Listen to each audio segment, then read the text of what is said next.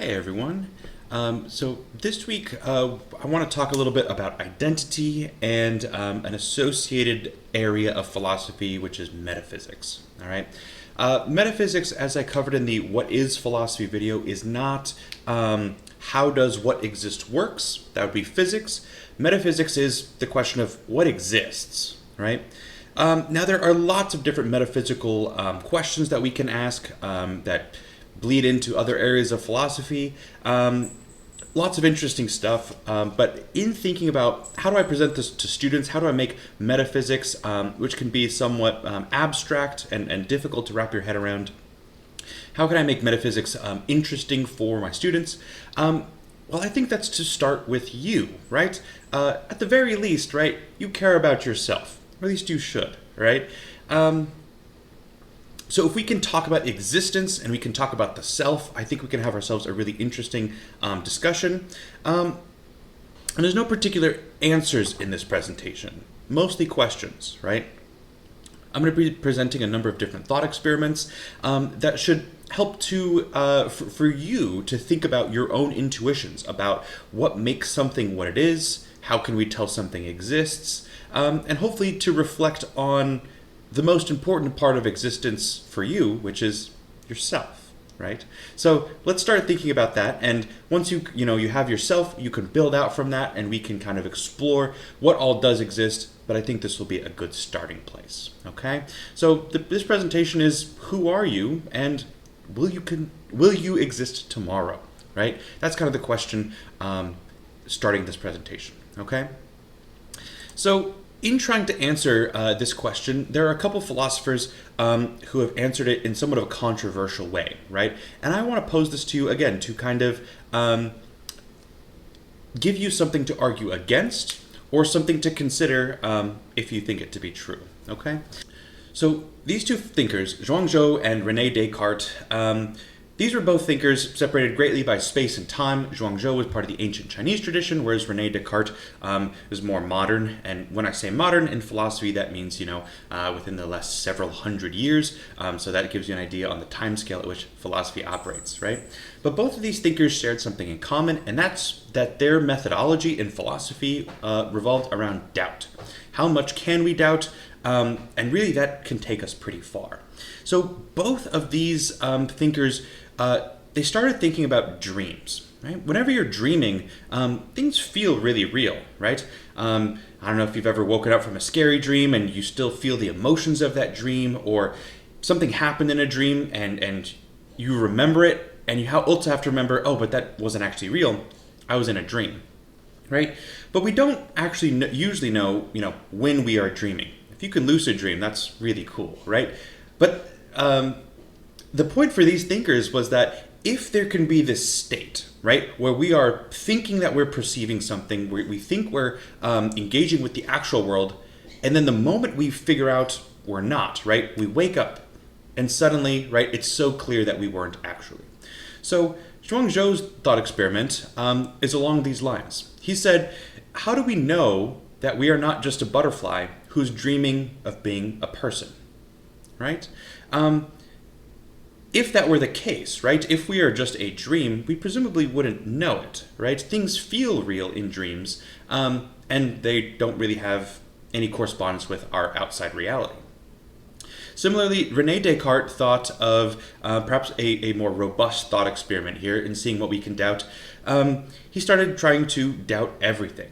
And to illustrate this point, he came up with the evil genius thought experiment. Okay, so the idea here is, say you were kidnapped by this evil genius, and he's a genius because he knows exactly how your mind works, right? He knows how your brain works.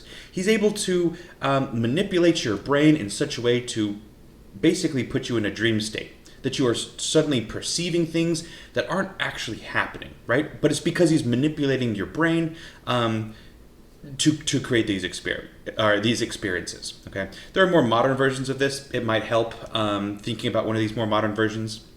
The more modern version is that you are a brain in a vat. Right, you are just a brain, no body, but scientists have put a bunch of electrodes in there, and they have started, zapping your brain in just the right way to create experience, right? And this is not crazy, right? This actually happens in, in modern neuroscience. For many brain surgeries, the patient is actually awake while the neurosurgeon is operating on them, right? So their skull is open and they're awake, but there's no pain receptors in your brain, so, it doesn't hurt, so long as, the outside tissue is anesthetized. But the reason they do that is so that they can figure out if they're touching, the wrong spot of your brain, right? If all of a sudden this patient starts smelling something that no one else can smell, they start tasting something, or, they start hearing something, they have some sort of sense perception that's not there. Well, that was because the surgeon was manipulating that part of the brain. Okay, I think I've established that well enough. This was, neurosurgery was kind of before Descartes' time, but he had the same idea, right? If our brains, at some level can be manipulated into sense experience, then how can we be sure that we're actually experiencing that right now instead of being this brain in a vat or being this prisoner of the evil genius who's manipulating our thoughts, right? And ultimately he thought, well, we can't really, right? We can't know that. There's nothing that we can point to, nothing that we can say about our experience to think that we are not actually there, right? We could just as easily be a butterfly who thinks they're a man, or we could just as easily be a brain in a vat somewhere, being poked and prodded into experiencing the video you're watching right now. Okay, so this is what's called a universal belief falsifier, right? This basically disproves our ability to prove anything exists, right? We could be inside of a simulation, right? There's no real bounds to what we can point to here, right? I can, point to other people and say, well, I can talk about my wife. She's wonderful. And, clearly someone that wonderful has to be real. But couldn't that just be a set of different inputs, right? If my mind was zapped in just the right way, it might experience something like knowing that person, right? So this is a big problem, right? If we can't establish that even the most basic things, our sense experience, our experience of the world is real, what do we have, right? So this method of doubt really takes us really far, right? This gets us to the foundation of what is real and the foundation of existence, right? But there is one thing Descartes thought that you cannot doubt, right? Everything else you can. Everything else can be attributable to this evil genius somewhere messing with you. But there's one thing that you cannot doubt, and that is that you are doubting, right? The very act of trying to doubt that you are doubting affirms that you are doing it, right? So I think this is really cool. The only thing that you cannot doubt is that you are somewhere, somehow, a thinking thing. Maybe that's a butterfly dreaming, right? Maybe that's a captive of the evil genius, or you're a brain in a vat somewhere. But somewhere, somehow, you are thinking, right? So I think that's kind of cool. When it comes to existence, you can at least start with you, okay? This is sort of my intro, right? Kind of the problems when it comes to identifying what exists and how we're quite limited in finding that out. But also it gives us a jumping off point here, right? Which is you. Something that, as we talked about, you probably care about. So what is the thinking thing that you are? Okay, so that's kind of where we're going to pivot to from here. Okay, so if you have a notebook or a piece of paper in front of you, I'd encourage you to participate in this because I think it will be interesting. I think it will help you think about the kind of thinking thing that you are. So first, I'd like you to write down some things that make you who you are. In other words, what features of yourself do you most identify with? Take about 2 minutes. Pause the video. Take about 2 minutes. What makes you you, right? If the thinking thing is the only thing you can prove, what makes it you? Okay? Take a couple of minutes to write that down. Okay? Once you've done that, I say that because you might have come up with something far more interesting than anything on this list, right? But you might also consider some of these features, right? So go ahead and add to that list. Are there features on this list that you find yourself identifying with, right? These list of features that describe who you are, okay? This could be your age, your race or ethnicity, your level of education. This could be your appearance or your religion. This could be what job you work or where you've worked before. This could be about your family, right? And where you come from. This could be about the language that you speak or how you speak it. This could be about your level of income. This could be about your gender, your biological sex or sexual orientation. This could be about your national origin. It could also be about your mental or physical disability or ability, right? This could also be about your societal or familial role, or it might even be about the values and the convictions that you have, all right? So take a moment, maybe about another minute, see if any of these resonate with you, okay? So a number of these might resonate with you, some of them might not, right? For me, what resonates specifically are, my values and convictions, right? I think a lot about why do I think what I think, and is that justified, and is that good, right? So the end product of that process, right, I kind of feel like is me. You can kind of trace who I am and who I've become because of my, investigation into what I value, right? And it's become somewhat stable, but I think that will continue to change, right? I also identify with my job, right? I love being a teacher, and I think I like a teacher even when I don't want to sometimes, and so I heavily relate to that job and that role that I play. I also think a lot about my societal and familial role, right? I think frequently about what is it like to be a good brother, a good son, or a good husband, right? And what all is involved with that, right? But all of us have, and our features can be described in some way somehow, right, by the features on this list, right? We have a lot of things that we can point to, a cluster of concepts that presumably create you, okay? So this is great, right? It's excellent to know who we are, especially if we're the only thing that we cannot doubt, right? But there is a problem here, right? Something kind of strange that I hope you can help me think through. And again, this is where you want to test your intuitions, okay? So given that all of these, features as well as the ones that you came up with on your own, right? Consider which of these components of your identity can change over time, right? Really, most can, right? There's very few that don't, and that's interesting, right? If this is the thing that defines us, and our definition is changing, right? Then who are we, right? Can we be defined, and is there something stable about who we are, right? So this is sort of the paradox of identity, right? It's trying to answer this question. What about you persists through time? Right? We, in this moment, right, we have those features that can say, yeah, that's me, right? But if these features are constantly changing and are likely to continue changing, is there a you there, right? Or are we just this constantly changing pattern and of features, which is plausible, but also kind of weird, right? We like to think that there's a self here, right? That there's an individual that persists through time, right? But that is kind of being called into question by this, investigation, okay? A quote that we might be able to use to kind of typify this question or this problem, this paradox, is from Heraclitus. He was a pre-Socratic philosopher, and he thought in terms of change. So he said this, that no man ever steps into the same river twice, right? And he says this because the river is not the same, and neither is the man, right? The individual water molecules that made up that river at that given time have moved on. The bank has eroded, right? Maybe different fish inhabit it. There are different plants in it. The river has changed, right? But so has the person experiencing it, right? We at least have the memory of having stepped into that river before, right? But presumably we will have also grown, right? We will have changed, we will have experienced more things, and so at least in some capacity, we have changed. And that's why Heraclitus is thinking this, right? No man ever steps into the same river twice, okay?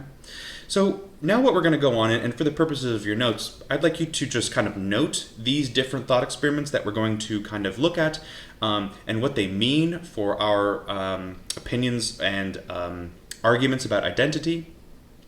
But I hope you'll also engage with these thought experiments into what they can reveal about what your intuitions are about who you are, okay?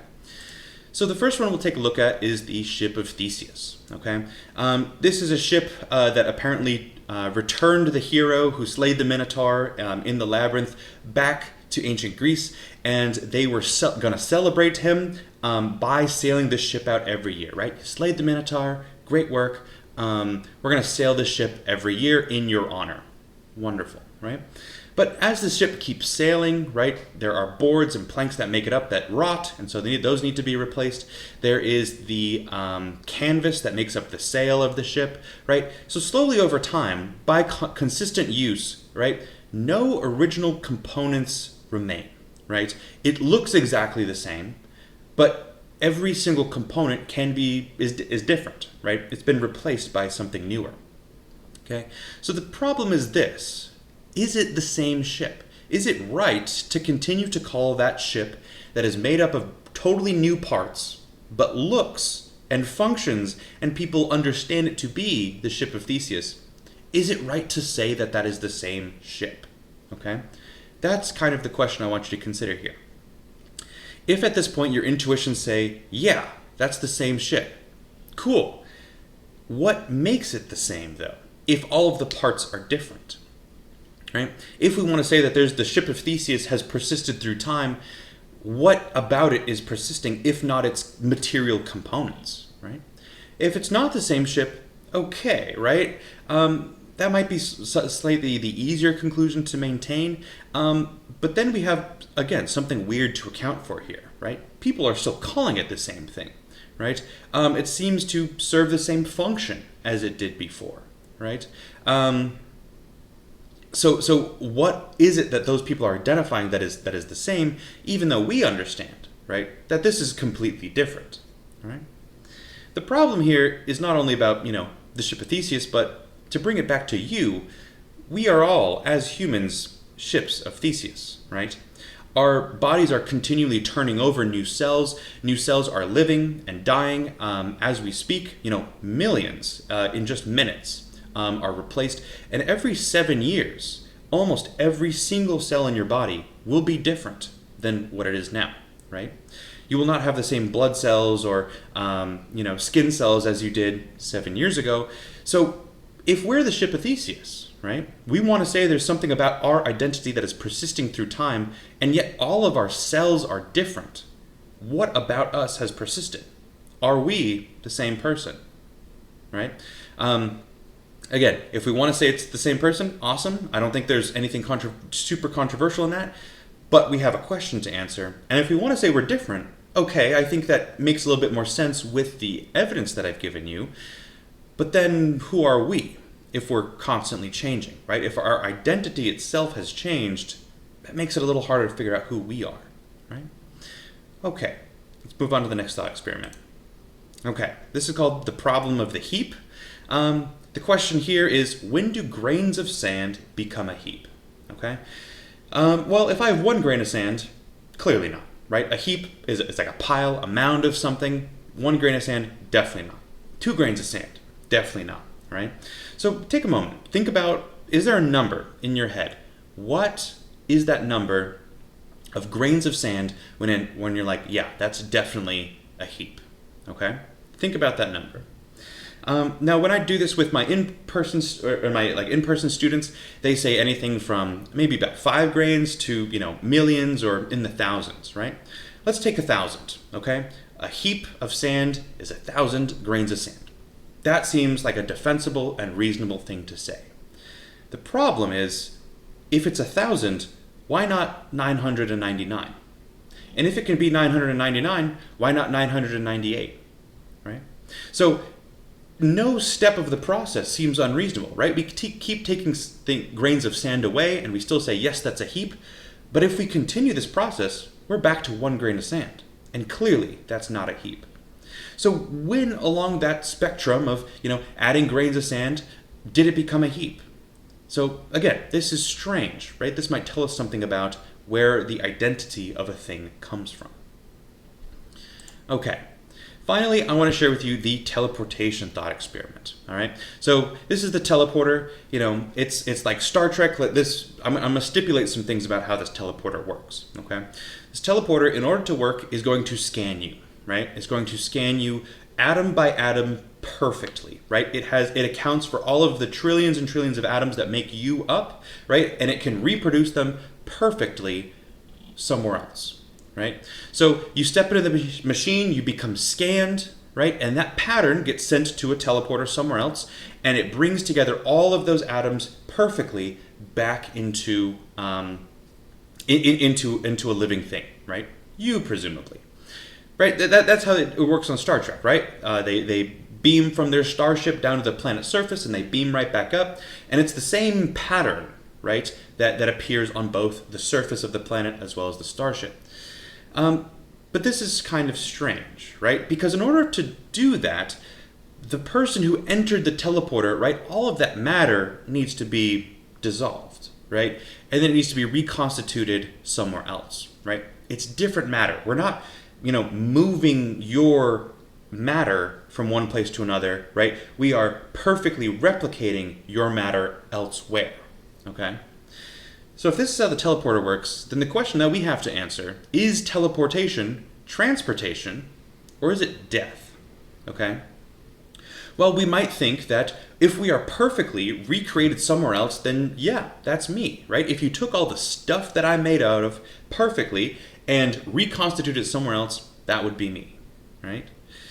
Or we might think, is it death? And think about it like this, right? So say this person, they get scanned, right? So your pattern, every atom that makes you up is in the computer, and then it gets reconstituted over here, okay? Just like with the normal teleportation experiment, right? But imagine this time, this pattern of you, right, the one that was scanned, is not dissolved. That person is still there, right? From your perspective of the person who stepped into that teleporter, you haven't gone anywhere. You've just been scanned, right? Who is this who has, come into existence elsewhere? Is that also you? Are there now two yous? Well, that'd be a little bit weird because that person, whatever they've been teleported to, has a different perspective. They are seeing something different wherever they are teleported to than where I am now, right? So but if I were to have gone through with the full teleportation and my matter was dissolved, then haven't I died? That's sort of the worry here, right? And again, there's not a right or wrong way, right? This is a fictional technology that I've stipulated how it works here. But the point is, depending on whether you think transportation or teleportation, as I define it here, is transportation, a way for you to get from point A to point B, or is it death? You're destroying one being and perfectly recreating it elsewhere, but that's a different being, right? That might tell you a little something about what you think matters about your identity, right? What about you? Where are you contained, right? Are you contained in your matter? Are you contained in the stuff that makes you you?